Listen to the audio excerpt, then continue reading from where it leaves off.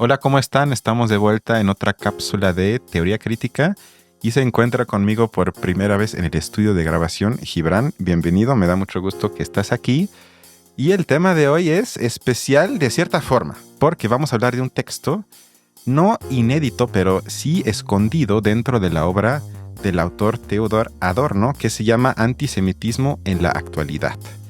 Para iniciar esto, te quería preguntar por qué tú consideras que este texto vale la pena tematizarlo y leerlo para la actualidad.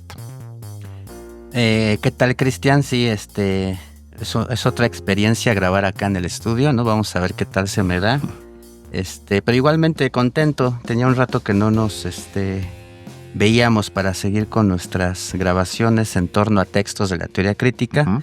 Y como bien has dicho, ahora se trata de un texto que yo también creo que se puede traducir como la lucha contra el antisemitismo hoy. 1962, hasta Correcto. donde Ujú. sabemos, y esto es importante decir de entrada, que como bien has dicho, es un texto que no, hasta donde sabemos, nunca se ha publicado en castellano y que, hay que decir al auditorio, tú has traducido precisamente y es por, Juntos, y juntos, es por eso, juntos. bueno, Sí. ok, hasta cierto punto, ¿no? Pero en función de eso es que yo lo pude leer, por Ujú, ejemplo, ¿no? ujú. Si no, de otra manera, pues es básicamente inaccesible para mí, en tanto no hablo alemán. Y una vez que uno lo lee, es un texto, me parece, que además que tiene que ver con la pedagogía en sí Ujú. mismo, es decir, aborda una vez más Adorno en esta conferencia, porque fue en realidad una conferencia, ¿no? Es decir, no sobra decir que fue una transmisión oral, porque él precisamente al principio del Ujú. texto marca la distinción o dimensiona en su justo lugar lo que es un texto escrito hecho para publicarse a una intervención oral, que eso es lo que es, ¿no? Adorno, de hecho, toma distancias de que se lo tome la gente muy al pie de la letra porque son ideas un poco dichas al calor, por Ujú. así decirlo, ¿no? Pero bueno, es en función de que lo has traducido que lo he podido leer y como te decía, creo que tiene muchos intereses. em, Algunos que podríamos destacar es cómo me parece que en esta conferencia Adorno es más explícito tal Ujú. vez en lo que la teoría crítica entiende por antisemitismo, que no es meramente el hecho de tener repudio o repulsión hacia el pueblo judío, es una cosa un poco más fina, digamos, no tan evidente, ¿no? Sin que por supuesto esté desligado de eso, ¿no? Por un lado, creo que es un texto que avanza o que pone más claro que entender por antisemitismo, antiintelectualismo, carácter antiilustrado, son Ujú. cosas que son muy semejantes. Y por otro lado, también me parece que es un gran texto en relación a la educación, ¿no? Es decir, además de ser pedagógica la conferencia, porque me parece que es un adorno claro, tomando en cuenta lo dificultosa que es su prosa, ¿no? Digamos, ¿no?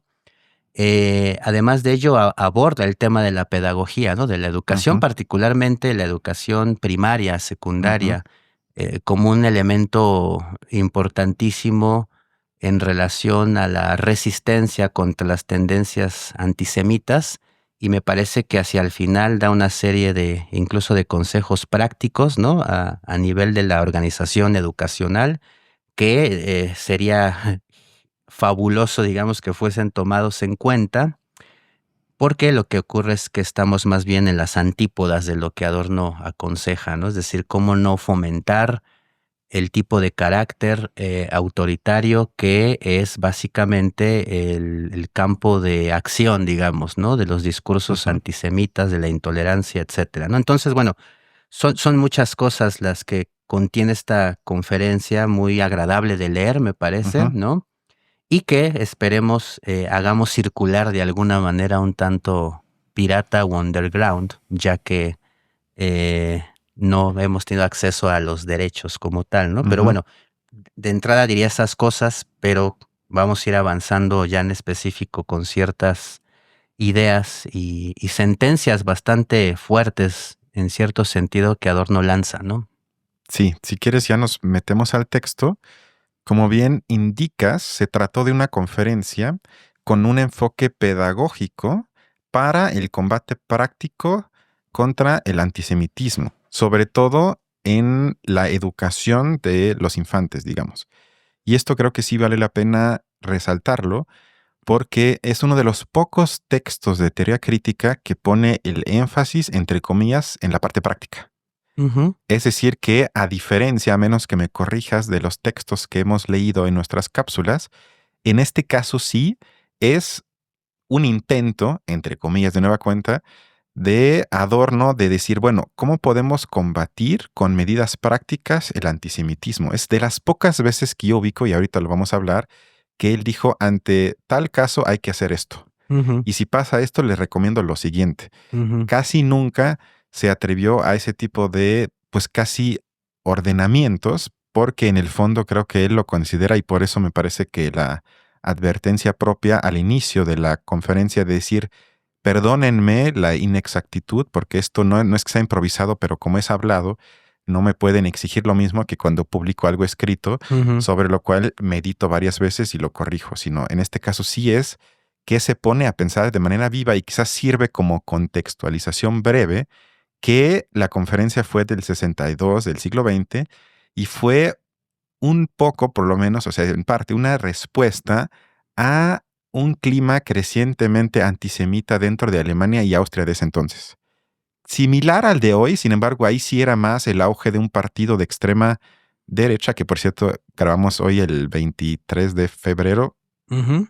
que fueron las elecciones en Alemania, que el partido de extrema derecha acaba de ganar, no la mayoría, pero otra vez es una fuerza muy importante. En ese entonces eso generó ciertas tendencias antisemita en la sociedad y por eso invitaron a este autor a la conferencia y para que hablara sobre este tema, pero, insisto, de manera práctica. Me parece curioso, primero, que este texto ahorita se reedite en alemán. También lo hablamos antes de grabar, que se acaba de publicar en italiano. Esperemos que pronto en español. De nuestra cuenta va a salir, pero no de manera Ujú. oficial, sino que no sé qué tanto tú veas la publicación de estos textos, porque yo me hice la pregunta, a ver, es un autor que casi no se lee, pero se publican textos específicos, y no sé qué tanto yo interpreto, es nada, es únicamente una hipótesis, el deseo de que se nos explique algo para tranquilizarnos. Es decir, para encontrar formas de, a ver, esto está pasando, ya leí el libro, muy corto porque estamos hablando de un texto que se puede leer en hora u hora y media, Ujú. no es un tabique, y la función quizás ideológica de publicar esto, aquí está la explicación, ya lo leí, ya déjenme en paz. En cambio, en mí tuvo el efecto que no sé, en tu caso, que me destranquilizó. O sea, todo lo contrario, sino leyéndolo me ayudó sí a la comprensión de ciertas cosas, pero en vez de que me tranquilizara al verlo leído, me puse peor. O sea, siento que me provocó aún más impotencia ante una sociedad sistemáticamente organizada de forma contradictoria, donde se proyecta todo el mal en un enemigo concreto que debe ser destruido, que puede ser el judío, pero que no es, digamos, obligatorio de que sea tal cosa, sino lo hablamos antes de grabar, que el mensaje para mí más importante de este texto es que el antisemitismo es un esquema de pensar, un esquema de analizar al mundo emocionalizado que tiene muy poco que ver con la figura del judío, sino la figura del judío es un invento de la visión del antisemita de ver al mundo, es decir, es una forma de ver al mundo. Y ya te doy la palabra, según al inicio del texto, el propio autor dice que la conferencia sobre el antisemitismo, de la que hablamos hoy, no está comprometida con el concepto de antisemitismo, sino que solo pretende abordar una u otra cosa que quizás no esté tan presente en la conciencia general. Es decir, que no se trata tanto de clarificar el concepto de antisemitismo, porque eso lo hacen ellos en otros textos, que sería para otro podcast, sino en este caso se da por sentado una comprensión mínima de este concepto desde la teoría crítica y con base en ello, él se pone a preguntar, analizando casos concretos de infantes, qué se podría hacer para frenar el fenómeno de pensar de forma esquemática antisemita desde muy temprana edad. Sí, en efecto, yo creo que es una comprensión angustiante, digamos, ¿no? Ándale, esa es la palabra. La que suele ocurrir precisamente cuando se comprenden algunos aspectos de la forma discursiva y teórica de abordar las cosas de la teoría crítica. Eso ha sido históricamente señalado o padecido incluso por algunas personas, y de allí que, bueno, es demasiado pesimista la teoría crítica, ¿no? Es demasiado angustiante, tal vez Ujú. podríamos decir, ¿no? y creo que en buena medida la conferencia pone precisamente en primer plano la relación de los individuos con la verdad, con la crítica, digamos, ¿no? Es decir, por otro lado, el tema mismo de la comprensión está atravesando, me parece, toda la Ujú, conferencia, porque hay que recordar que, esta conferencia la da Adorno en el marco de la primera conferencia europea de educadores, lo cual ujú, es interesante, en 1962, como ya habíamos dicho, ¿no? Y en efecto, él asevera que trata de llamar la atención sobre ciertos aspectos que a primera vista no parecerían ser relevantes, digamos, para ujú, reflexionar el asunto de la intolerancia, digamos, del antisemitismo, del racismo, de la segregación, de el odio hacia lo diferente, etcétera, etcétera. Son ciertas cosas que Adorno trata de pensar, digamos, desde un punto de vista no estandarizado, digamos, ¿no? O no más o menos en términos de cliché. Y en ese aspecto creo que radica buena parte de la relevancia de la conferencia, que precisamente trae a colación ciertos aspectos que por ahí no son los primeros aspectos que se trabajan o que se critican cuando se piensa el fenómeno. Y como bien has dicho también, ¿no? Eh, no es lo más común encontrar a un Adorno dando consejos, básicamente, ¿no? Y yo lo digo muy en el sentido en el que, por ejemplo, Freud hablaba de consejos a los practicantes. Decía, no, ujú, no son leyes, no son cosas que deben de implementar mecánicamente, pero son fenómenos que están allí y que hay que estar advertidos, digamos, de qué cosas pasan ujú, y qué podríamos entonces hacer para no fomentar el ascenso del carácter autoritario, ¿no?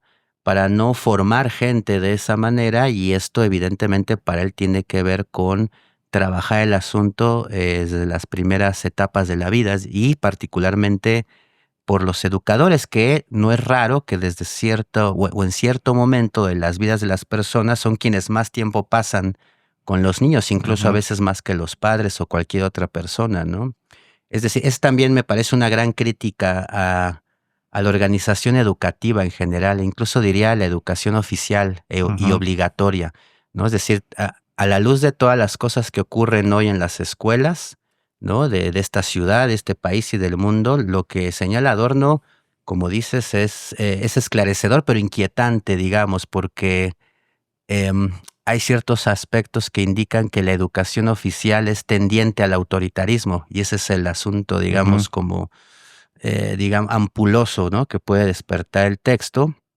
Y en efecto, a mi modo de ver, Adorno creo que en un primer momento se dedica a aspectos, si queremos llamarlos así, estrictamente teóricos, y hacia el final entonces baja, digamos, lo que podría ser una especie de defensa a corto y a largo plazo en relación a las tendencias antisemitas que, como tú también ya has dicho, en aquella época él observaba estar bastante vivas de la sociedad ujú, alemana. No es demasiado tiempo después del final de la Segunda Guerra.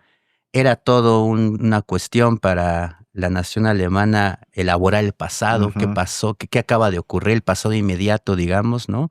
Y Adorno señala que, bueno, que desgraciadamente las fuerzas y las tendencias que provocaron lo que ocurrió, pues siguen estando más o menos incólumes, ¿no? De alguna manera. Y hoy en día, bueno, creo que es más o menos evidente que tenía razón, ¿no? Es decir, que había tendencias, ¿no? A que el mundo fuese cada vez más tensionado, digamos, por estas posiciones llamadas autoritarias, ¿no? En varios sentidos. Para darte la palabra y ir ujú, abriendo como ciertos temas como muy ujú, puntuales, ¿no? Yo tengo muchas notas del texto, ¿no? A veces es complicado escoger ujú, como cuáles, pero bueno, abrir un tema, digamos, más puntual, ¿no? Que cuando él liga el nacionalismo con el antisemitismo, ¿no? Y él lo dice literal, dice, allí donde se predica un cierto tipo de nacionalismo militante y excesivo, el antisemitismo se incluye en automático, ¿no? Es decir, tal vez para quienes no han leído mucho de estos autores o tal vez nada, ¿no? Creo que echa luces pedagógicas de entrada a entender cómo el nacionalismo está inherentemente asociado a las tendencias antisemitas, ¿no? Es decir, y esto incluso cuando ese nacionalismo no se propone atacar a los judíos, ujú. Y sin embargo, ¿por qué Adorno persiste en decir que ahí hay una tendencia antisemita si no se trataría de los judíos, sino de los migrantes latinoamericanos, por ejemplo, ¿no? Que no son judíos, ¿no? Y sin embargo, ¿por qué podríamos decir que el discurso de Trump es antisemita, ¿no? Eso es algo bien interesante que siempre ha sido, me parece, una fuente de confusión cuando se leen a los autores de la teoría crítica y sobre todo la dialéctica de la ilustración, ¿no? Entonces, ahí hay un punto que me parece muy importante, es decir, pareciera que, como dice Adorno, que cuando estamos en presencia de un discurso altamente nacionalista, ¿no? Necesariamente está invitado o está presente lo que ellos podrían llamar tendencias antisemitas. Y bueno, hoy en día vemos que los nacionalismos, si bien son una especie de supervivencia anacrónica en relación a la globalización del mundo, pues tienen un carácter muy robusto, ¿no? Lo vemos básicamente en todos los países, ¿no? Es un primer punto que me parece muy, muy claro y muy puntual, ¿no?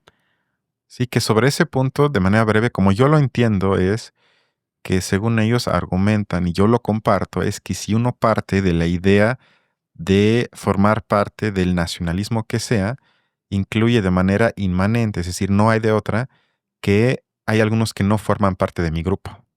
Es decir, yo soy entonces lo que sea mexicano, alemán, canadiense, lo que sea, por lo tanto hay otros que no. Y ahí para mí está ya la semilla que puede llevar a tendencias como ellos lo entenderían antisemitas, pero quizás para que sea de más fácil acceso, por lo menos tendencias autoritarias de pensamiento. Es decir, quiénes forman parte y quiénes no. Y eso varía en el tiempo. O sea, no es lo mismo quizás hoy la discriminación a los migrantes que lo que se hacía con los judíos. Lo que creo que ellos dirían, el mecanismo de pensamiento o el mecanismo ideológico se parece y comienza ahí. Es decir, no hay de otra, sino tendríamos que abandonar, que será una de mis conclusiones de hoy, la ideología nacionalista por completo para eliminar cualquier peligro que se pueda convertir en tendencia antisemita. Ahora, el hecho de que Adorno conceda especial importancia a los factores subjetivos del antisemitismo, y con esto quiero decir que se enfoca en los mecanismos psíquicos, no se debe tanto creo que al tema en sí, sino como al hecho, y eso me parece más vigente que nunca, que se sabe muy poco sobre ellos. O sea, casi siempre se enfoca cuando se trata de analizar este tema, y de hecho tengo un programa con Balam sobre antisemitismo, en el que lo abordamos más desde la perspectiva geopolítica. El papel de Israel, los palestinos, y yo no digo que eso no sea importante, pero lo que se hace aquí es, él no se va a ese nivel político, o sea, siempre está claro, pero él más bien dice, a ver, ¿por qué las personas actúan de cierta forma? Y hasta mete anécdotas de su vida cotidiana, ahí con un chofer, me parece que era. Varios choferes. O con varios choferes, perdón. Y ahí en cosas que parecen que no tienen nada que ver y que no es político y que era una broma y que, pues, ¿por qué me prohíbes que yo diga eso? Pero él se va entonces, digamos, al sentido común diario de las personas, desde las frases que las personas dicen de manera pre-reflexiva sin pensarlas, y ahí busca gérmenes que luego, en últimas instancias, llevan a cosas, en el peor de los casos, como el Holocausto. Pero creo que es eso, de que ahí, digamos, los aspectos psicológicos adquieren valor para Adorno porque se toman muy poco en cuenta a la hora de analizar este tipo de fenómenos. Y por eso él exagera en su énfasis, pero no tanto porque diga que eso es todo, con eso explico todo, sino ilustra una parte que casi no se ilustra en otros textos u otras formas de análisis. Y ya lo último, para darte la palabra, esto lo considera, como ya dije, una deficiencia. Y algo que me parece interesante, que está luego en las primeras páginas, dice que lo importante es comprender y admitir en vez de indignarse. O sea, él está muy en contra de contestar de manera moralista, emocional. A mí me parece que el acto de condenarlo, él diría, eso no me sirve de nada, que lo condenes.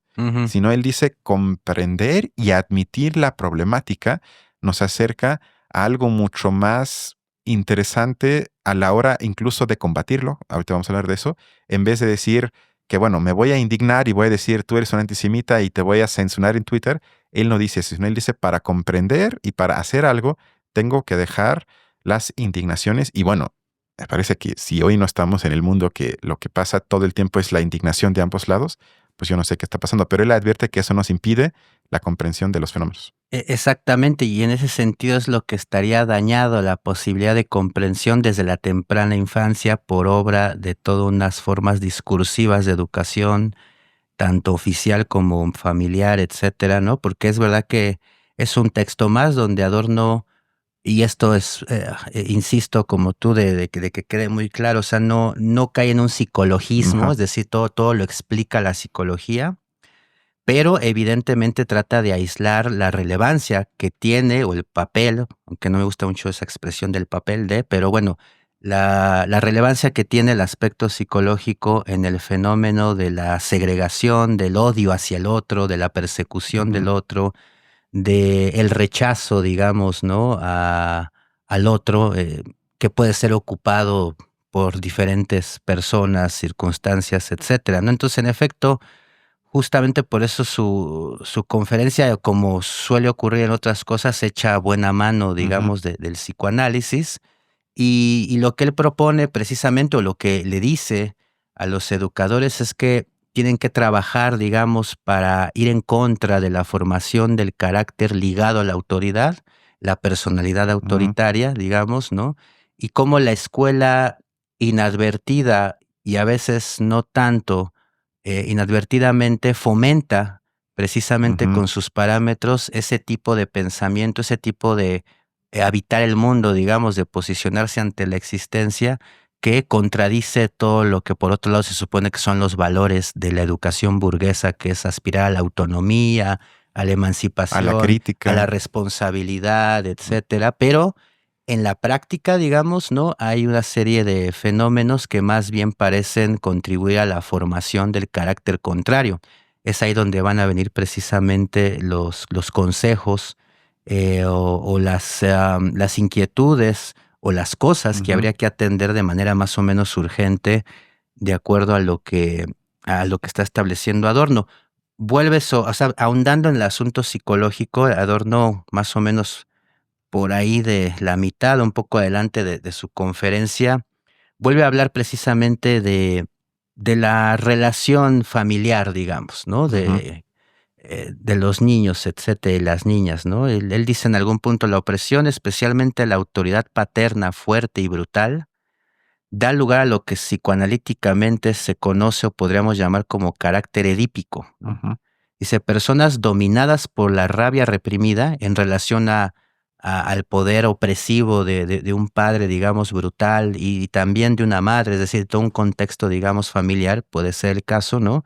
Que toda esa rabia reprimida, ¿no? Toda esa frustración, toda esa, digamos, resentimiento, ¿no? Que puede causar ese tipo de educación, ¿no? eh, Provoca, por otro lado, que estas personas no se desarrollen espiritualmente, ¿no? Sino que queden precisamente en un estado de opresión, ¿no? Pero que al precisamente mantenerse en ese estado de dependencia y de opresión de las figuras paternas de estas características, suelen identificarse precisamente con esas formas de autoridad, ¿no? Con la Ujú. autoridad que les oprime. Por eso Adorno habla repetidas veces de identificación con el agresor como una clave de comprensión del Ujú. fenómeno, ¿no? De alguna manera, ¿no?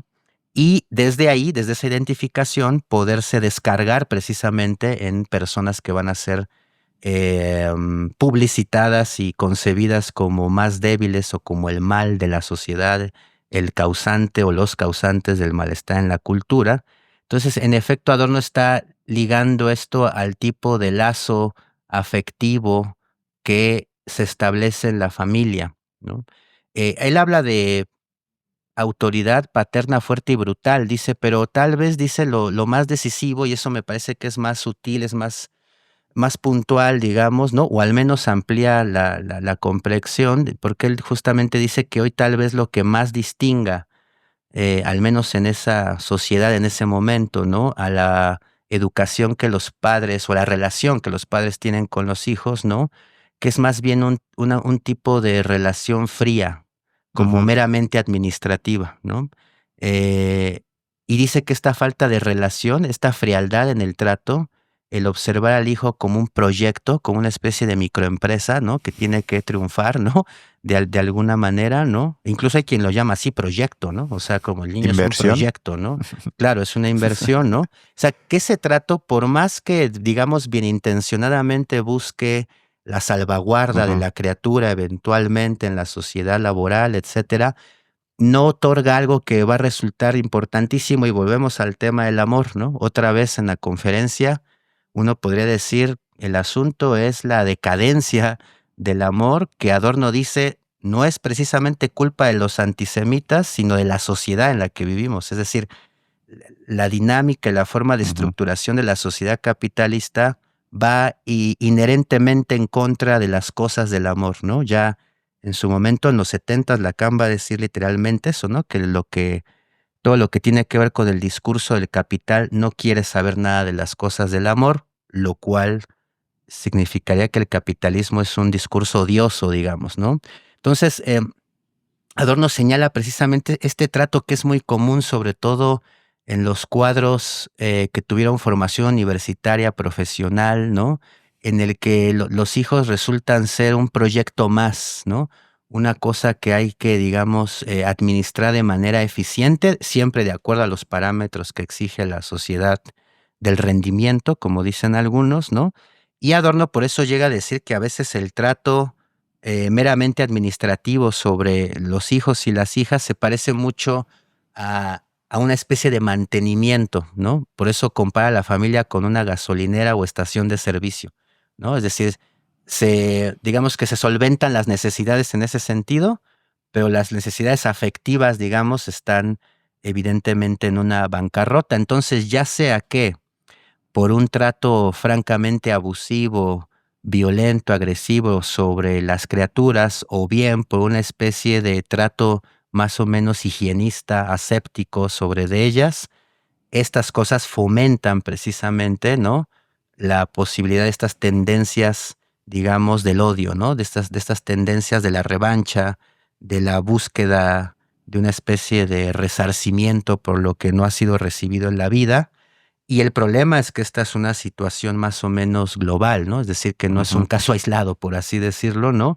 Y entonces, ¿qué papel juega ahí la educación? Es decir, la educación está al corriente de lo que está pasando. Los educadores tienen el suficientemente carácter crítico como para estar en la posición en la que están, o ocurre que muchas veces los educadores son también Ujú. antisemitas, ¿no?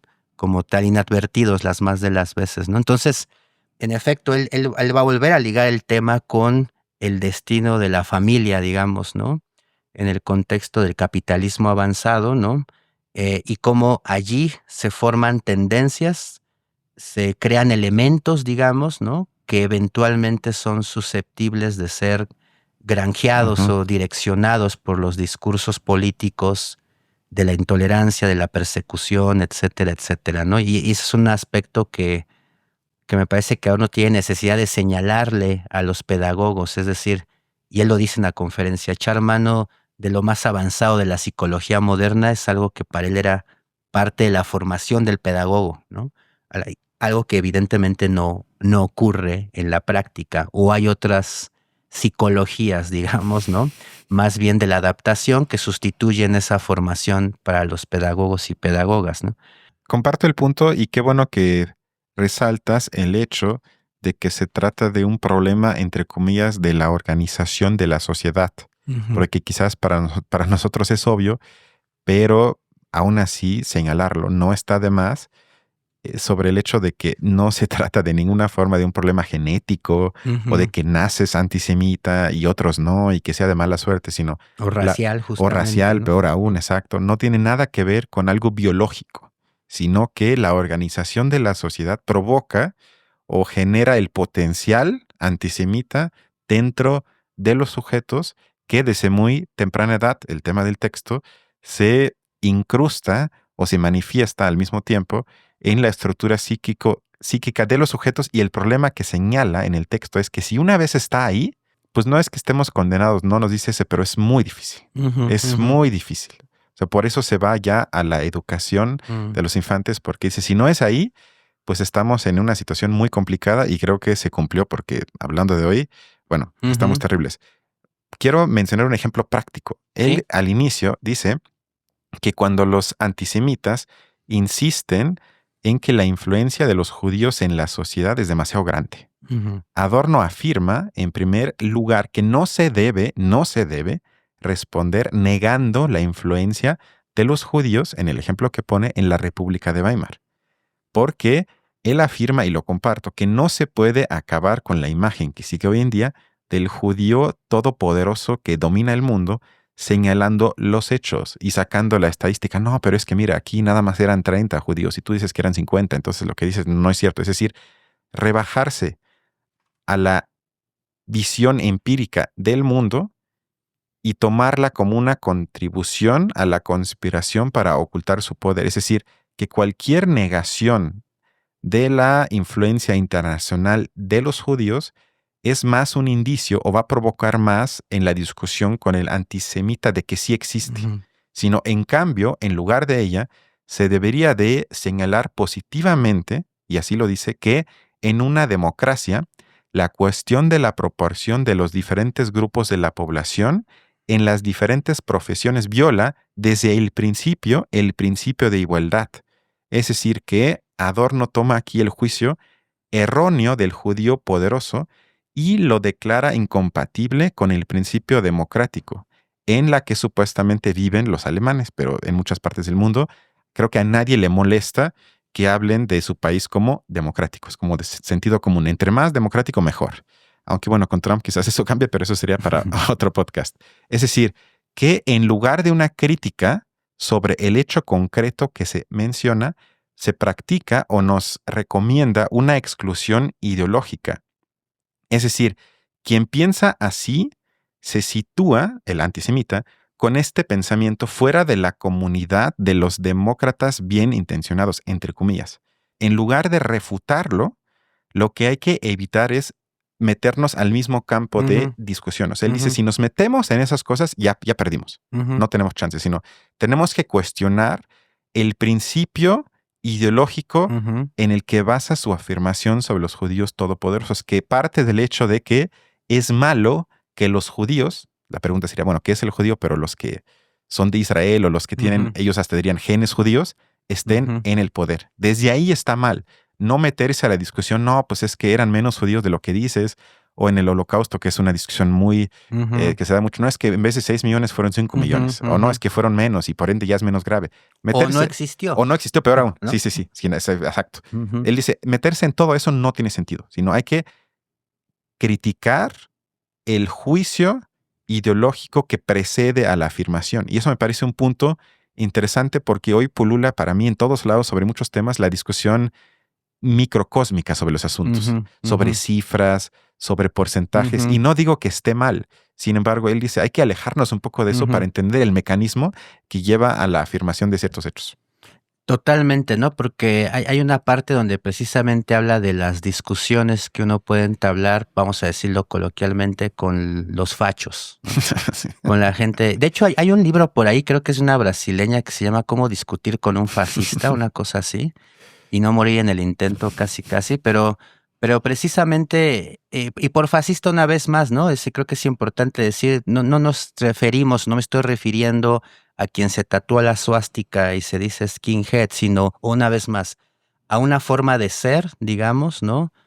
Que es más bien de la clausura, por así decirlo, ¿no? Es decir, de la cerrazón, de la imposibilidad de la argumentación, ¿no? De la creencia totalmente dogmática en ciertas cifras de las cuales no me muevo, etcétera. Es decir, a esta posición de la totalidad, podría decir de alguna manera, ¿no?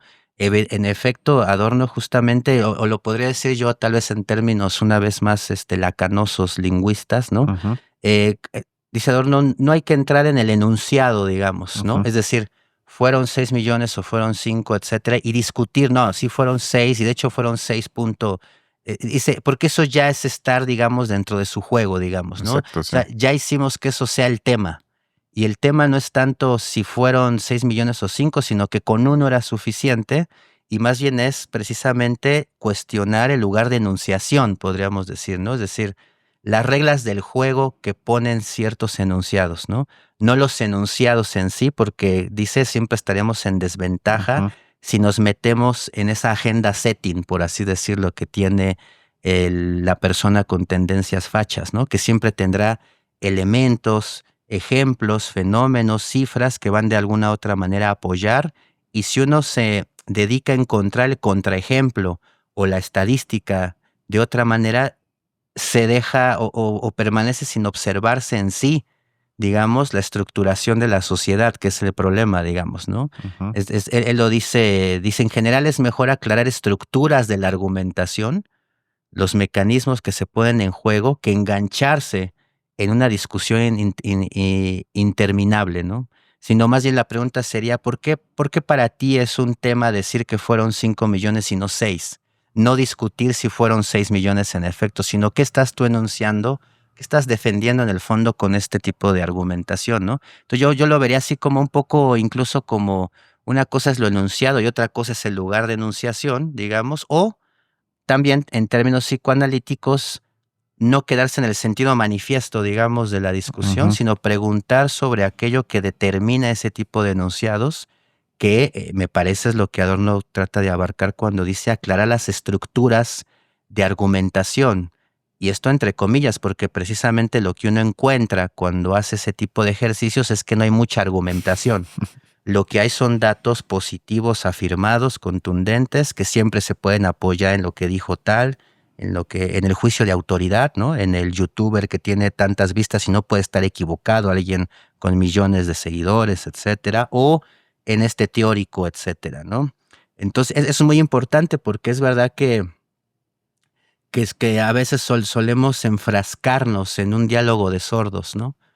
Cuando encontramos este tipo de argumentaciones. Por ejemplo, Milei decía, no fueron 30,000 los desaparecidos, si acaso 13,000, ¿no? Y eso es lo grave, digamos, que uno diga, no, si fueron 30, no, el punto es lo que está de fondo, o sea Ujú. que ya con uno era suficiente, digamos, ¿no? Y ese es el asunto, ¿no? Pero claro, en el extremo, es verdad, personajes como Milei, que como bien me dijo un amigo, te contaba, psicoanalista, es un psicótico contenido, no es metáfora, es un psicótico contenido, ¿no? Bueno, llega incluso al extremo de llegar a decir, ¿realmente ocurrió? ¿No? Como tal, ¿no? O sea, estamos llegando a ese tipo de discursos, ¿no? Que dices en verdad, ¿no? Entonces, bueno, eso yo lo consideraría ya como un consejo de la Sí, conferencia, ¿no? y un muy buen Es consejo. decir, Continuando. Ah, bueno, perdón. observar cómo se establece el tema Sí, antes de entrar sí, al sí, sí. tema, por así decirlo, ¿no? Sí. Sí, por eso el mecanismo práctico que no dice en el texto, pero así muy básico, yo diría, si alguien comienza con exaltaciones agitadas de teorías de conspiración, incluya Ujú, judíos o no, sirve más preguntar, ¿cómo estás? ujú, ¿Estás bien? ¿Qué te ujú, pasa? ujú, ¿Qué meterse en discusión? A ver, ¿en serio piensas que las vacunas nos meten un chip o ujú, que nos quieren? Es ujú. decir, meterse en esos terrenos no tiene sentido, sino ahí sí más apelar, entre comillas, a la frustración Sí, o al problema psicológico de esa persona que sí, meterse en discusiones sobre el tema que quiere sí. abrir. Y la verdad que este consejo de Adorno yo diría que es muy analítico en el sentido de que tal vez eso es lo que en un análisis se intenta conseguir en un paciente, es decir, que se asome como sujeto, digamos, no solamente que defienda sus statements, Ujú, sino que se pregunte por qué los tiene y ujú. desde dónde, ¿no? Es decir, y en ese sentido casi diría que lo que propone Adorno es tratar de hacer que se asome el sujeto que está detrás del facho, por así decirlo, ¿no? Esa es una forma, Si es a que mí me todavía parece que hay. es muy... Si Sí, es que sí, to- si es que en verdad podríamos decir si es que hay chances de que eso aparezca porque dadas las circunstancias, sí, ¿no? Ya yo, con lo que has dicho, yo ya no doy por sentado que siempre hay un sujeto allí. Digo, teóricamente sí, Ajá, pero el caso es que en el fenómeno puede no aparecer, ¿no? Y eso es un e- poco alarmante, es digamos, ¿no? preocupante, sí. Sí. Siguiendo con esta línea de argumentación, acto seguido en el texto, es decir, después de haber establecido esta especie de diagnóstico, dice que el problema es fundamental, que el antisemita es difícilmente accesible a los argumentos porque en realidad no está abierto a la experiencia, que es un tema recurrente en textos de teoría crítica, hasta para mí una de las cosas más importantes que se tendría que pensar mucho más, porque las personas no están o no estamos abiertos a las experiencias, sino estamos encerrados en una rigidez absoluta, autoritaria. Entonces voy a leer una pequeña cita del texto. Abro la cita. No se puede renunciar a la autoridad frente a estas personas, que en principio prefieren responder a la autoridad y que difícilmente se dejan conmover en su creencia en la autoridad. Cuando se atrevan seriamente a manifestar su antisemitismo, los medios de poder realmente disponibles deben utilizarse sin sentimentalismos, no por necesidad de castigar o para vengarse de estas personas, sino para mostrarles que lo único que les impresiona, es decir, la verdadera autoridad social, de momento todavía está en su contra. Esa cita me impresionó mucho cuando leí la primera vez porque nunca había escuchado, particularmente este autor, pero la teoría crítica en general, siendo tan decisiva en argumentar que ya no hay de otra, que no tenemos de otra, que por su carácter rígido, autoritario, que no responde a cualquier tipo de argumentación, de razonamiento más o menos serio con el que se pueda tener un diálogo para convencerlo de que quizás lo que piensa es preocupante.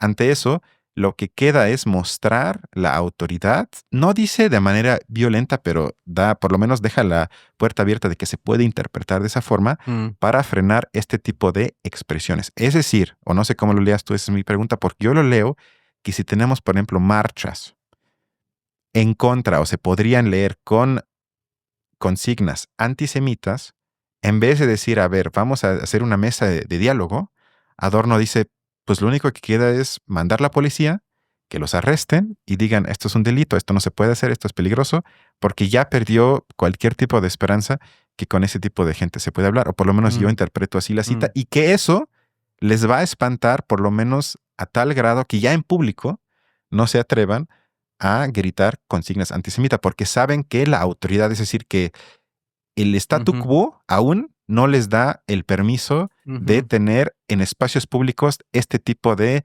agitación emocional. Y me parece que da eso, y con eso ya te doy la palabra, por las experiencias que él no tuvo directamente, aunque un poco sí, con el ascenso nazi en Alemania, que no se hizo eso, que nunca se les dijo hasta aquí y no más, sino que se les daba chance de mostrar sus expresiones antisemitas en las tiendas. Todos hemos visto ese tipo de imágenes. Y no se le puso un alto.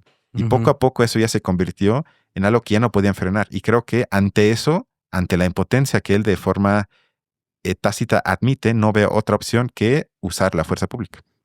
Casi diríamos que ante la imposibilidad de el diálogo en términos simbólicos, argumentativos, es más bien la implantación real del límite, ¿no? Es decir, sí. Es verdad que él dice ello, y lo dice también porque, y de hecho esto tiene sentido, porque él habla mucho en términos de carácter, ¿no? La palabra. En Freud aparece también, ¿no? Tipos de carácter, etcétera, ¿no? ¿A qué nos referimos? Digamos, nos referimos a una estructuración tan arraigada que da la impresión de ser originaria, por así decirlo, de la persona. Es decir, son ciertos cimientos que no puedes mover de manera muy fácil. Y Adorno justamente por eso llama la atención de que muchas personas no es que se conviertan, por así decirlo, en potenciales fascistas, sino que son educados de manera fascista y por lo tanto, por así decirlo, están acondicionados, por así decirlo, para ello. Y es muy difícil mover esos cimientos, digamos, porque además el sujeto se va a defender de manera muy fuerte para esa conmoción, porque pondrá en crisis todo el edificio, digamos, ¿no? Es decir, hay una grandísima angustia detrás de todo ello que parece ser que el sujeto no tiene recursos para poder encarar, y de allí, digamos, que se solidifique en sus tendencias de pensamiento, en sus formas de leer la realidad, ¿no? Que es una forma súper superficial, ¿no? O sea, es una lectura totalmente superficial, digamos, la que distingue a la posición con tendencias fascistas, etcétera, y que las encontramos en todo el espectro ideológico, político y de cualquier tipo de defensa de causa. Es decir, yo puedo ser un autoritario que está en contra de la autoridad, digamos, ¿no? Es decir, pero eso no quita que yo en mis prácticas, en mi forma de dialogar con quien no piensa como yo, con quien trata de verlo de otra manera, etcétera, yo puedo cerrarme y puedo decir que eso está totalmente descalificado y ahí estaría siendo autoritario a pesar de que yo sienta que me ampara la razón, digamos, ¿no? Entonces, eso es muy, muy importantísimo, me parece, ¿no? Y porque le da sentido a la palabra carácter. O sea, cuando se habla de eso en términos, digamos, psicológicos, se habla de algo sólidamente estructurado, casi diríamos la forma de ser de alguien, ¿no?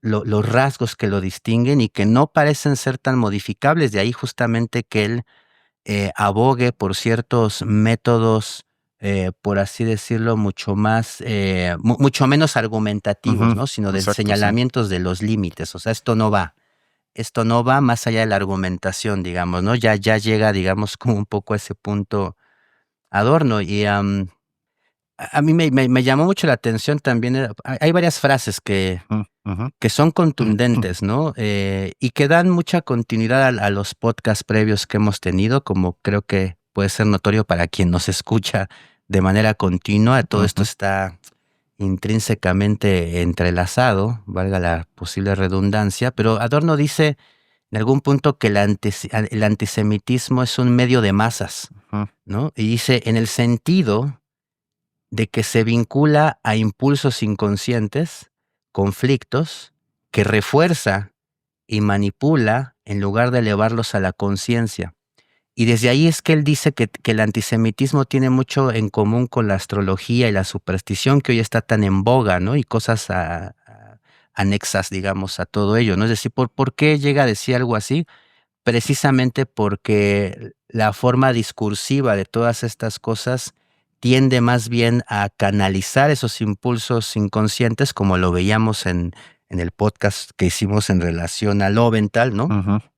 Etcétera, en lugar, digamos, de posibilitar una posible comprensión del asunto, ¿no? Es decir, si lo que nos lleva a buscar en los astros o en la superstición una respuesta es una fuente importante de angustia, la pregunta tendría que recaer sobre por qué hay esa dimensión de angustia, por qué hay esos niveles de angustia, ¿no?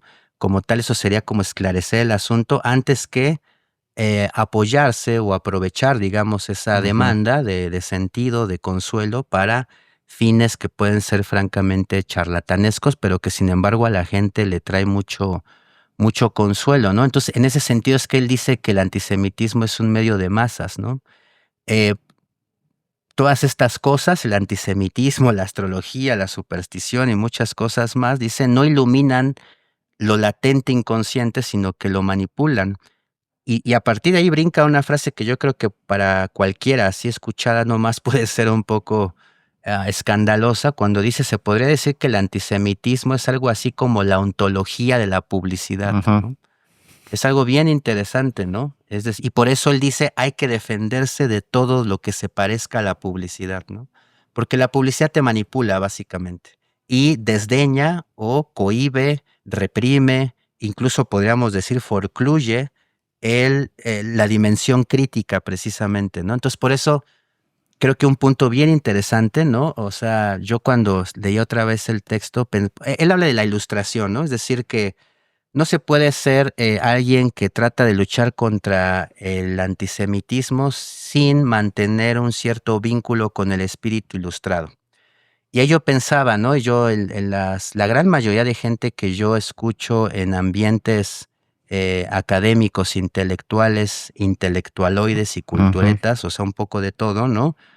Hay una connotación francamente unánime y negativa del concepto de ilustración, ¿no? Y yo me preguntaba, sería muy interesante a la gente que de entrada escucha ilustración y de hecho te puede calificar de anacrónico y opresor, a mí me interesaría saber en dónde adquiriste la significación de la ilustración, o sea, cómo fue que se estableció el significado hegemónico de ilustración, digamos, porque ahí hay un problema mayor, digamos, ¿no?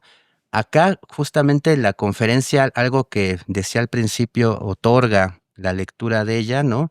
Es como precisamente Adorno va a asociar el antisemitismo con el carácter antiilustrado, Ujú. ¿no? Ujú. Como tal.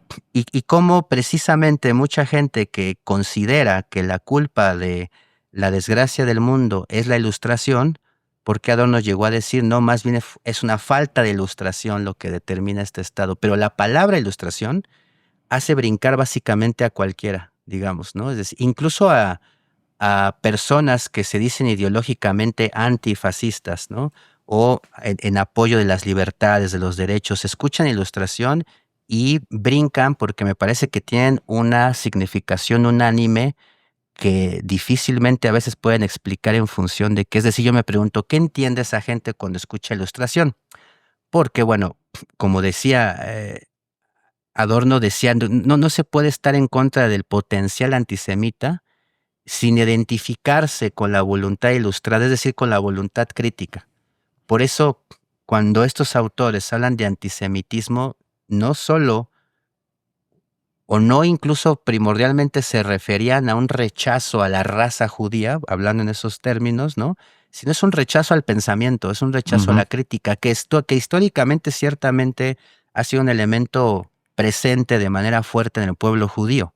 Ellos mismos, ¿no? Por ejemplo, ¿no?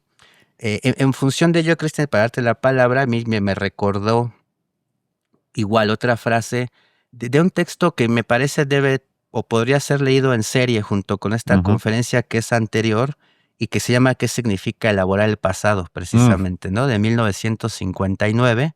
Se refiere evidentemente qué pasaba a significar en la Alemania de aquella época todo este asunto de elaborar, ¿no? El pasado reciente. O sea, cómo lidiamos con el trauma, Eso podríamos sí. decir, Ujú. ¿no?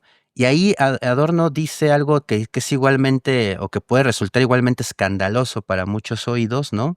Fachos o no, ¿no? Que dice el rechazo al psicoanálisis es lo mismo que el antisemitismo. Y claro, uno de entrada uno podría pensar, sí, claro, porque Freud era judío, ¿no?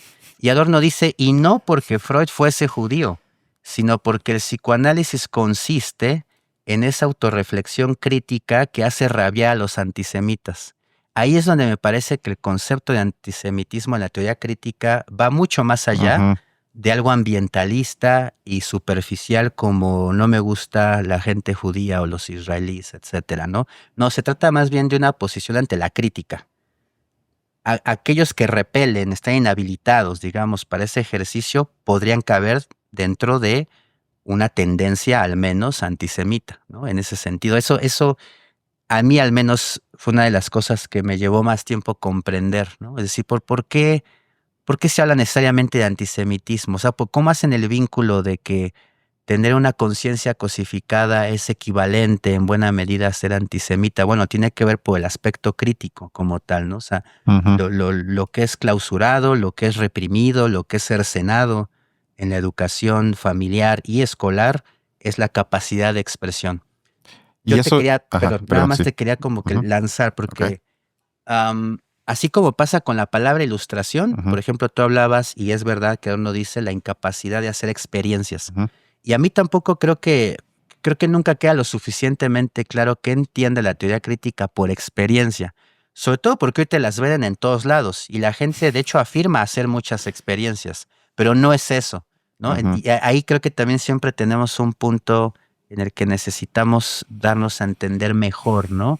Porque tiene que ver con Sí. todo ello. A ver, Sí, yo la experiencia, aunque bueno, ahorita elaboras tú quizás también sobre eso, en términos muy simples, como lo entienden ellos, para mí es una forma de curiosidad infantil que nunca se desfonda por completo. Por ejemplo, que cuando me dicen, a ver, ahorita voy a encontrarme con un francés, que no me deje vencer por prejuicios que todo mundo quizás tiene cuando escucha el Ujú, concepto, que no es concepto, pero la palabra que se asocia como si fuese algo rígido, Francia, Francia, el ujú, francés, ujú, sino que yo esté abierto a la experiencia de dialogar con ese humano como único y no encapsularlo en algo que ya existe por ujú, todo lo que ya industria cultural, educación, historias familiares o lo que sea, yo asocio con eso, ujú, sino para mantener viva mis conceptos en lo más que se pueda. Obviamente hay ciertas cosas que yo no voy a, ahí sí yo seré rígido. Por ejemplo, no voy a hablar con alguien, no voy a cambiar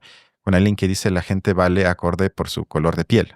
Ahí ujú, sí voy a decir, bueno, ahí sí soy dogmático y rígido, pero precisamente en línea con el discurso de la ilustración. ujú, Pero sobre otras cosas, mantener esa curiosidad. Quizás tú tienes una forma mejor, ujú, pero eso sería la forma más simple didáctica de explicarlo, de no analizar lo que se me dice o lo que leo con categorías ya establecidas que tengo como si fuese una especie de cajón donde lo guardo para toda mi vida. Y entonces pienso alemán nazi, mexicano tequila, gringo colonizador, y así nos podríamos ir, abandonar eso, sino mantener la Ujú, posibilidad de una experiencia que se enfoque en el objeto que tengo enfrente, que eso también tú me has dicho en las clases que he tomado, ujú, que puedas perderte en el objeto que tengas enfrente ujú, y no tengas una distancia o incapacidad de acercarte al objeto porque ya lo tienes catalogado ujú, bajo algo ya ujú. establecido. Eso creo que sería como la incapacidad de tener una experiencia y Sí. precisamente, muy bueno que lo dijiste, que no tiene nada que ver con la experiencia que nos venden, que tenemos al ir a Six Flags o Ujú. por un viaje, Sí, o claro. sino eso ya sería una experiencia sensorial que no tiene que ver con una experiencia que para mí se asocia al proceso crítico de Ujú, reflexión crítica.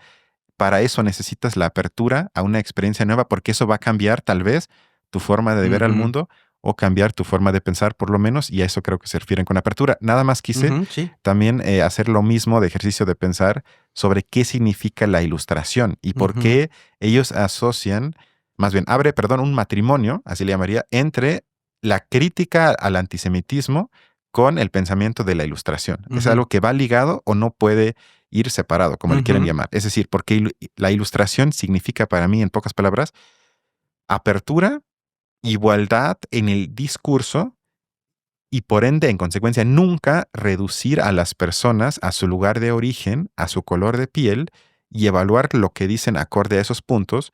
O también hay gente que habla de las etnias. Es ujú, decir, de no partir de esas cosas a la hora de evaluar qué se dice, y hoy en día polula mucho de no es tanto qué se dice, no, sino quién lo dice, desde qué lugar y en qué institución y en qué contexto, y eso sería precisamente una tendencia anti-ilustración, sino que la ilustración rompe con eso y lo que se argumenta en el texto, y yo lo comparto, es que si se abandona esa posición, hay una imposibilidad de enfrentarse al antisemitismo, porque ujú, ya estás, como le llamarías tú, que hiciste bien, me gustó eso, estás en el juego del pensamiento antisemita. O sea, ujú, eso para mí sería en síntesis a lo que él se ujú, refiere, que no podemos abandonar la ilustración si nos queremos enfrentar al antisemitismo. Y lo último es, ujú. para concluir, él dice, o así lo interpreto yo, que el antisemitismo no puede ser criticado en términos prácticos, sino solo prohibido, que eso remata un poco el punto que Ujú. quise hacer en mi última participación. Sí, sí, exacto, porque es a lo que te decía, yo siempre tengo la impresión de que hay palabras muy comunes, pero que precisamente ya están estereotipadas como experiencia, ilustración, y me refiero incluso en ámbitos, se supone, Ujú, ilustrados, ¿no? ujú, Intelectuales, etcétera, ¿no? Pero de pronto hay una significación unánime y eso para mí es medio sospechoso, porque además parece que nadie puede hacerse cargo realmente, cabalmente, de por qué defiende esa significación de ilustración o de experiencia. Sin embargo, eso es, ¿no?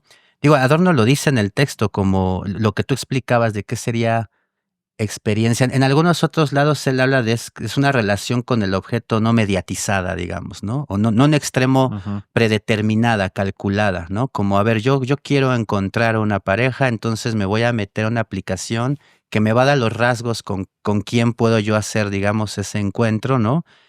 Eso estaría algo extremadamente mediatizado, donde paradójicamente, me pongo como una especie de malla que me impide ver al objeto real, por así ujú, decirlo, ¿no? Sino solo aquello que encaja con lo que yo previamente pedía, ¿no? Es decir, incluso pensaría, ¿no? Que la experiencia tiene que ver con la contingencia, ¿no? Con lo azaroso, con el no saber, con Adorno dice deshacerse del estereotipo de grupo, ¿no? Como tal, ¿no? O sea, de ese estereotipo, voy a conocer a un alemán, etcétera, es tal, ujú, argentino es tal, en fin, ¿no? Mexicano es tal, o hombre es tal, gay es tal, lesbiana es tal, feminista es tal. Es decir, todo mundo tiene una especie de patrón ya inconmovible de lo que significa algo, y eso, tener eso, va en contra de la experiencia que ujú, quiere rescatar la singularidad del objeto, ¿no? Es decir, incluso más allá de que el objeto se asemeje al estereotipo,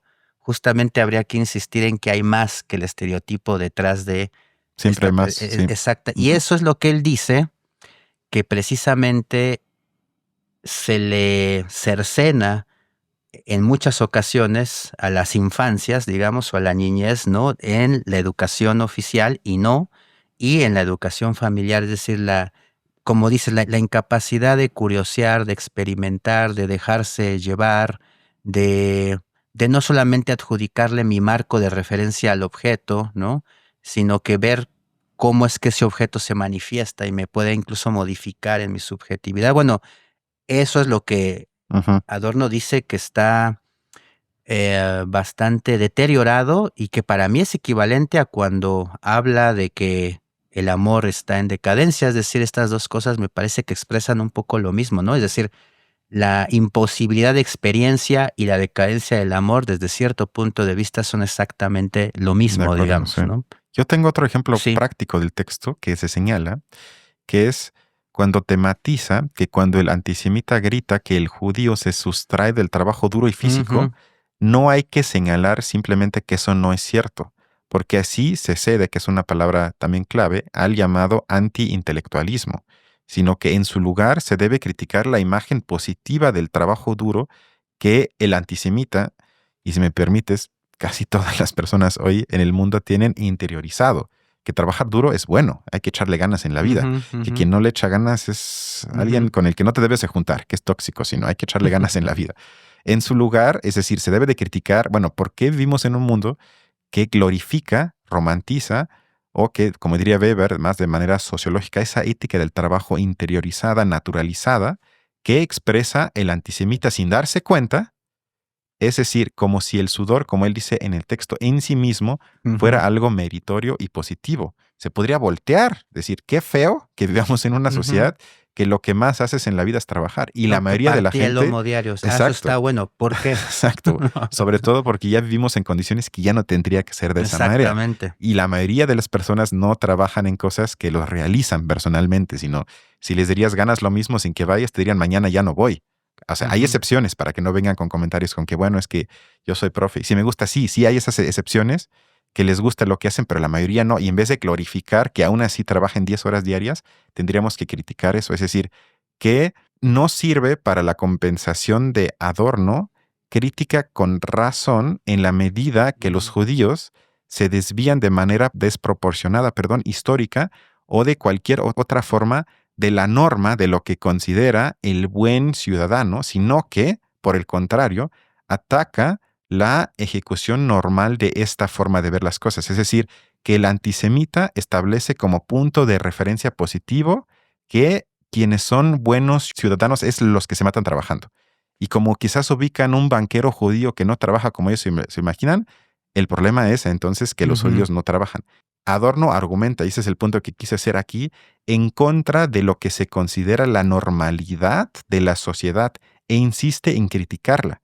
De nueva cuenta, como dijiste, las reglas del juego, ujú, no una afirmación sobre una regla de este juego, sino ujú, abstraerse, decir, el problema es que la mayoría de la gente tiene que trabajar mucho y muy duro, en lugar de caer en el juego del antisemita y decir, a ver, como algunos judíos no trabajan físicamente, entonces vamos a incluirlos en el trabajo físicamente porque eso sería como la ujú, conclusión lógica. ujú. Si trabajan igual de jodido que nosotros, ya vamos a estar todos bien, sino el problema sería que la mayoría de la gente tiene que trabajar duramente. Sería como otro ejemplo práctica de la lógica que elaboramos hace algunos instantes, de no Ujú, irse al ejemplo concreto, sino abstraer e irse, como tú dijiste, al fondo ujú. del asunto. En efecto, que eso es todo un tema asociado, o sea, anti-ilustración, anti-intelectualismo, Ujú, ¿no? Como que antisemitismo, esas cosas tienen pertenecerían a al mismo campo semántico, ¿no? Podríamos decir, en la perspectiva o en el pensamiento de la teoría crítica, no solo de Adorno. Pero Adorno dice muy contundentemente, es un derecho humano no trabajar físicamente, ujú, sino desarrollarse espiritualmente, ¿no? Y es verdad que hacia el intelectual hay un resentimiento importante precisamente porque qué fácil, ¿no? Nada más leer libros y decir palabras domingueras, ujú. ¿no? Hoy que es domingo, por cierto, ¿no? O sea, hay un cierto repudio, digamos, ¿no? Hay un cierto rechazo incluso a quien se dedica a pensar mucho, es como, ¿por qué piensas demasiado, no? Cuando podremos decir que eso es efectuar verdaderamente Ujú. mi característica humana, digamos, eso es lo que me distingue, se supone, ¿no? De otros seres vivos que puedo pensar, ¿no?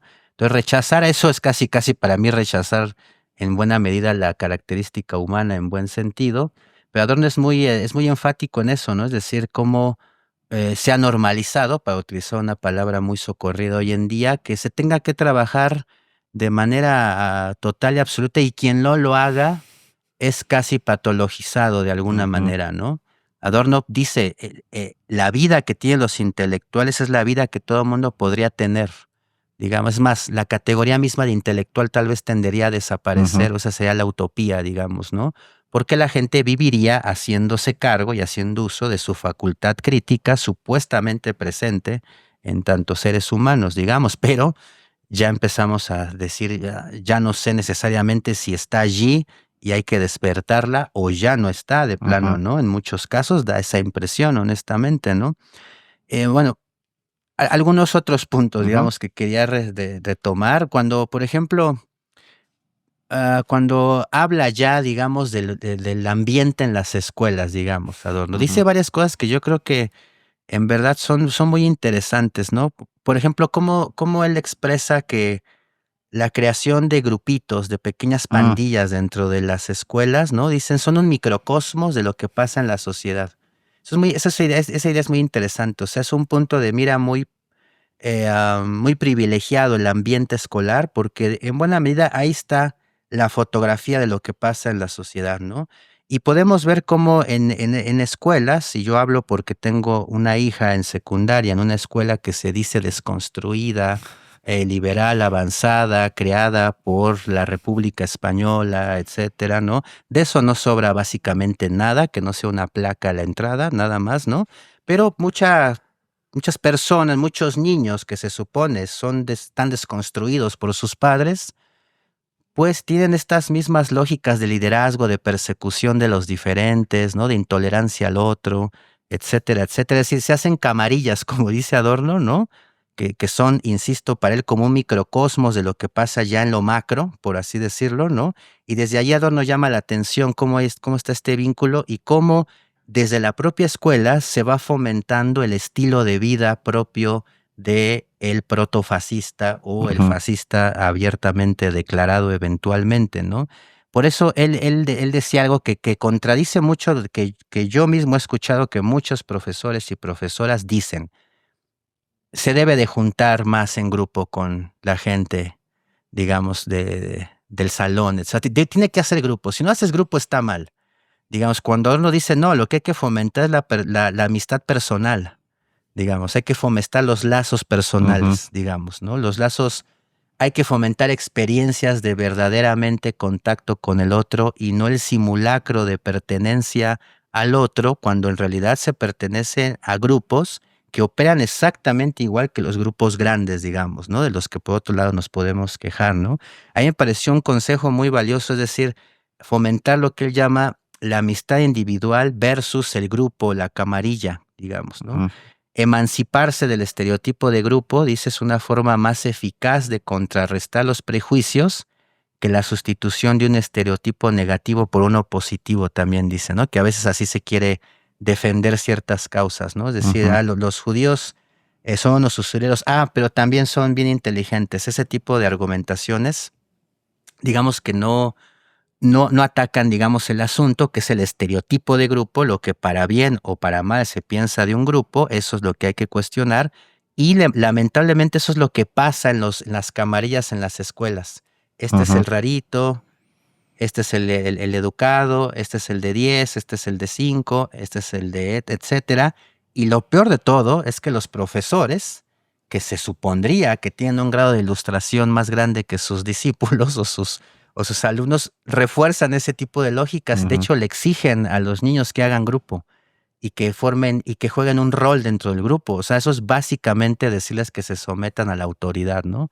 Per se, ¿no? Entonces, como muchas cosas que son presentadas como positivas, claramente no han sido pensadas, sino simplemente repetidas, porque en realidad van en contra de lo que se supone quieren promover, ¿no? Que es el pensamiento autónomo, libre, etcétera, etcétera, ¿no? A mí me parece uno de los consejos más interesantes, que seguramente sería fuente de, incluso creo que hasta de enojo en algunos oídos, como que no hay que fomentar el grupo, como que no hay que hacer grupo, ¿no? Adorno trata de poner contrapeso hablando de los lazos individuales, digamos, ¿no? Del verdadero conocimiento de alguien, del verdadero compartir con alguien, ¿no? Que queda cohibido porque casi se ve un problema patológico en el niño que no hace eso y lo que tiene que hacer es convivir más en el grupo, ¿no?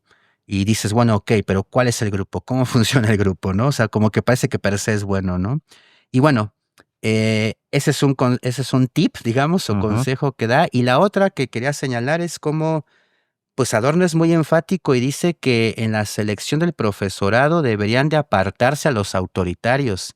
Y santo Dios, la de autoritarias personas que hay en las escuelas. O sea, en verdad es una cosa que dices, bueno, es que si aplicamos este principio, la escuela queda medio vacía, de hecho, ¿no? Los grupos estarían chicos, sí. Sí, exactamente, pero es que es verdad, ¿no? Que a veces el primero en ser autoritario es la directora, el profesor, la profesora. Es decir, me parece que aquí Adorno pone el dedo en una llaga muy importante a la luz de nuestra educación contemporánea, ¿no? Es decir, preguntarnos, en otros términos, ¿no? ¿Qué tan verdaderamente críticos y sanos, podría decir, son las personas a cargo de un grupo de niños, ¿no?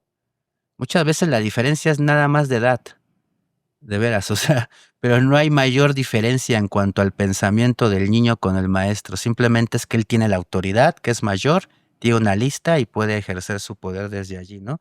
A mí me pareció muy interesante estas últimas partes, en gran medida por lo que ya dije, porque convivo mucho en un ambiente escolar a través de que mi hija está en la secundaria, y la verdad es que lidias con todo este tipo de cosas, ¿no? Es decir, es cuando, como bien dices, es un poco angustiante, digamos, la comprensión que te trae no solo este texto, sino la perspectiva, digamos, insobornable de la teoría crítica, porque creo que es una palabra que los define muy bien. Nunca fueron sobornados en cuanto a traicionar lo que querían decir, a pesar de que lo que decían, si uno lo observa detenidamente, es una cosa verdaderamente grave, ¿no? Sí. Y grande. Sumado a eso, en esa misma parte del texto me parece, dice algo que me parece interesante porque, como tal, él afirma no existe en la sociedad un delirio, vamos a llamarle eliminatorio de la destrucción industrial masiva de las personas. O sea,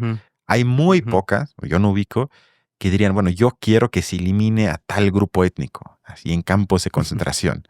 O sea, quizás sí les sale así que salgan de mi país y vayan a molestar a otra patria, pero que literal digan, bueno, yo tengo la fantasía de destrucción, de un genocidio, nadie diría eso. Sino que el texto lo describe más como un hecho que ha perdurado, como él le llama, antisemitismo secundario. Es decir, esto es una estructura de prejuicios que se heredan como ideología de evitación de la culpa, como le llama, y en ocasiones la inversión de víctimas en victimarios, que eso hoy me parece muy a menudo se establece en la frase que se le dice mucho a los alemanes, ya libérense de la culpa. Ya estuvo bueno. O sea, ya libérense de esa culpa del holocausto. Como si fuese una cuestión de liberarse o no. Y creo que cae un poco en eso, de que ya se asume que somos víctimas, los alemanes, del complejo de culpa, que nos mete, pues no sé quién, otra vez los judíos u otro grupo de población, que ahí se cambiaría el papel de quienes son los victimarios, ahora son las víctimas. Luego también usa el concepto de criptoantisemitismo en forma de chismerío, rumores, que es una definición muy famosa de este autor que dice, en síntesis, para él el antisemitismo es el rumor sobre los judíos, que en eso se condensa todo lo que hemos hablado hoy, porque ahí puedes meter la mercadotecnia, la falta de experiencia, la publicidad, todo se puede decir, es el rumor sobre algo. En este caso los judíos, pero nos podríamos ir rumores sobre los migrantes.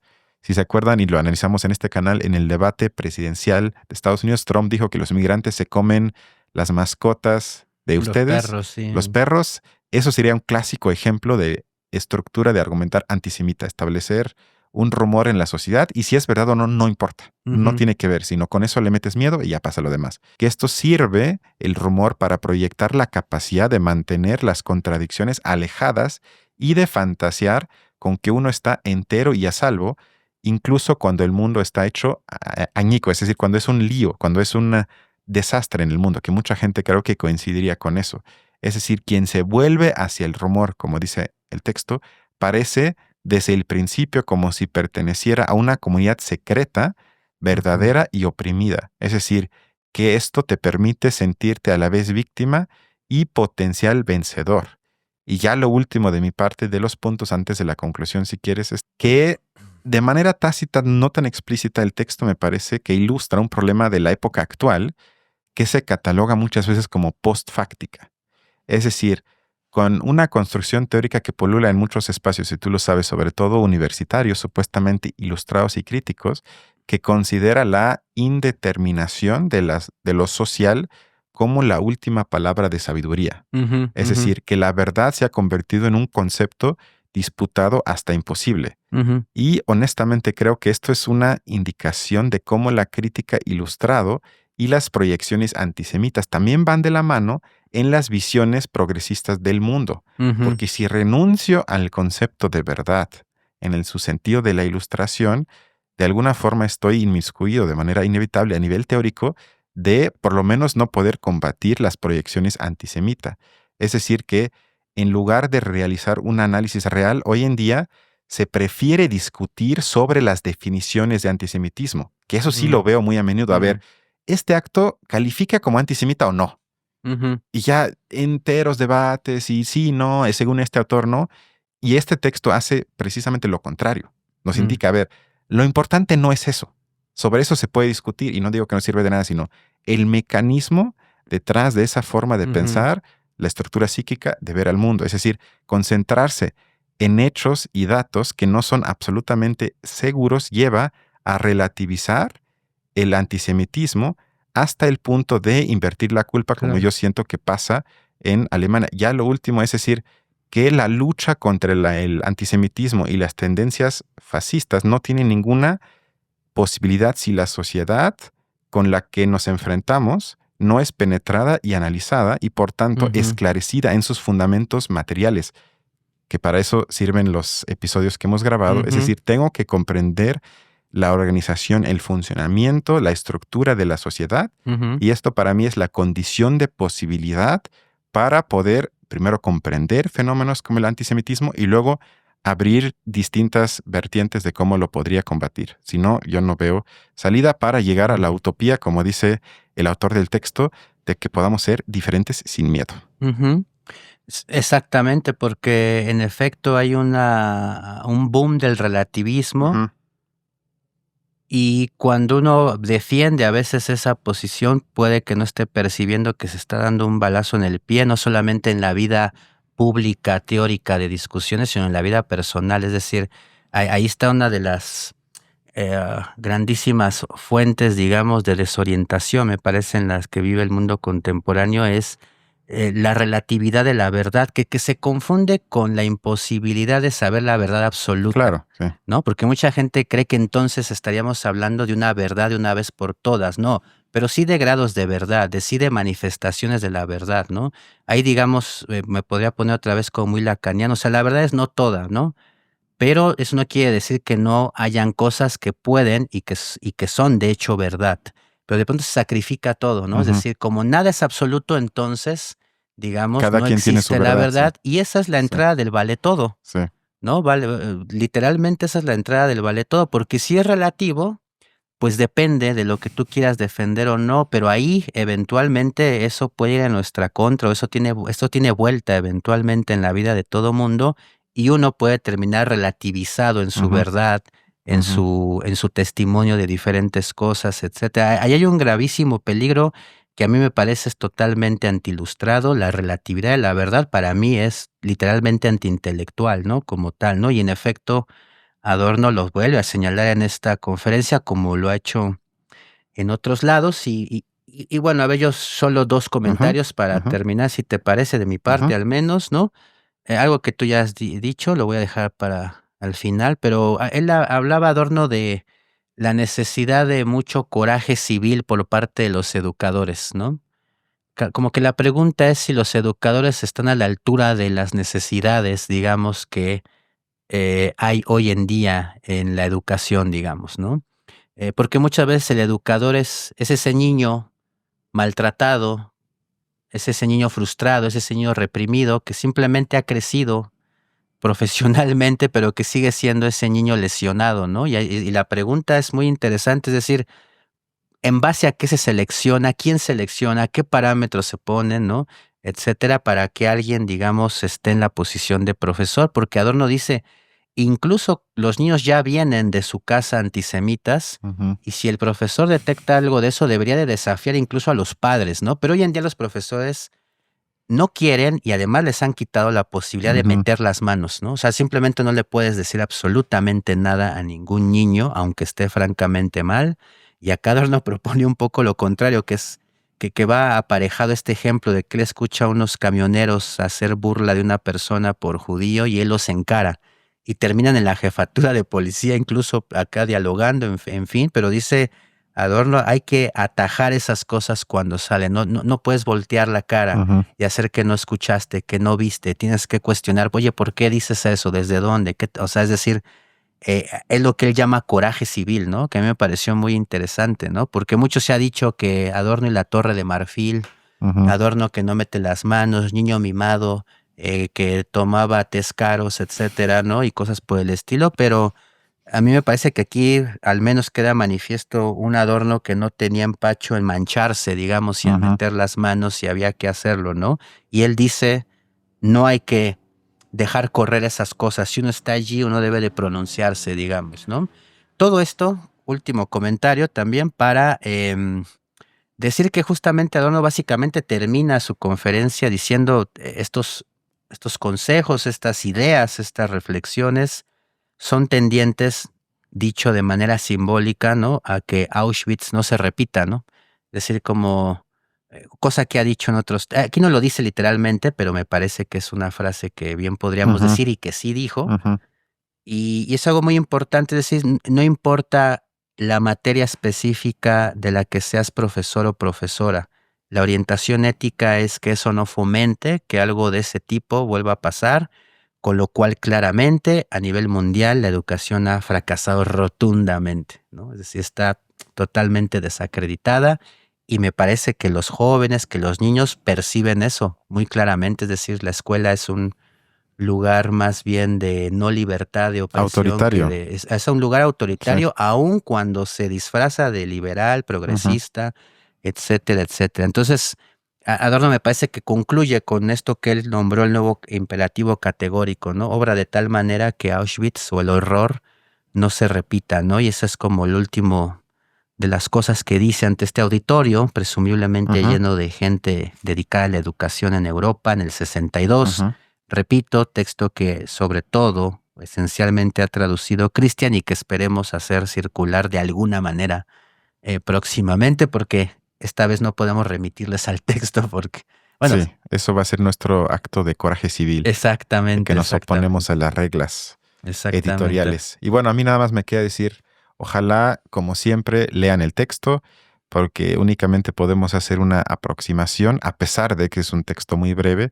Sin embargo, estoy seguro que Gibran se quedó con muchas cosas, Mm. yo me quedé con muchas cosas, pero ojalá se den oportunidad y creo, a menos que me corrijas, que es el texto más accesible que hemos tematizado. Yo creo que sí. O sea, el que no tienen que tener miedo de que van a manejar conceptos o cada frase Eh, van a tener que sí. leerla 3 veces, sino, o sea, es casi como si van a una conferencia en la universidad, o ni siquiera universidad, sino una conferencia donde alguien, aunque no sepa nada del tema, les explica algo que si les interesan estos temas, evidentemente les va, yo creo que ser de mucho provecho. Sí, hay una paradoja en este caso, ¿verdad? Porque es el más sencillo, pero justo el que no está traducido al castellano, ¿no?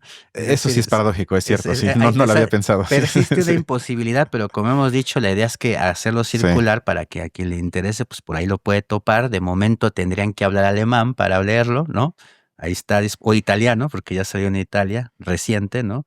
Pero en efecto, sí es un texto muy, muy claro que también creo que puede servir incluso de introducción a sí, la teoría sí, sí, sí. crítica, porque además Adorno mismo te referencia dice, bueno, yo ya me dediqué a escribir en extenso este tema, está publicado acá, está publicado allá, con Horkheimer dije tal cosa, y entonces es también creo que es una buena puerta de entrada posiblemente a la Ujú. teoría crítica, por eso yo creo que va a urgir un poco que hagamos esa Sí, edición para que se den no cuenta, oficial. lo que a mí más me fascina de la teoría crítica es esta mezcla de por un lado, profundidad filosófica, pero al mismo tiempo, es decir, de manera simultánea, la sensación de que aquí se abordan problemas esenciales de la sociedad actual. Actual, sí. Esa combinación no la he encontrado en otra corriente teórica, que no quiere decir que lo demás no vale la pena, sin embargo, esta cosa paralela, simultánea, de que por un lado es profundo filosóficamente, con psicoanálisis, etcétera, pero no por eso se queda en algo abstracto, entre comillas, sino siempre uno tiene la sensación, y estoy seguro que te pasa igual, Ujú.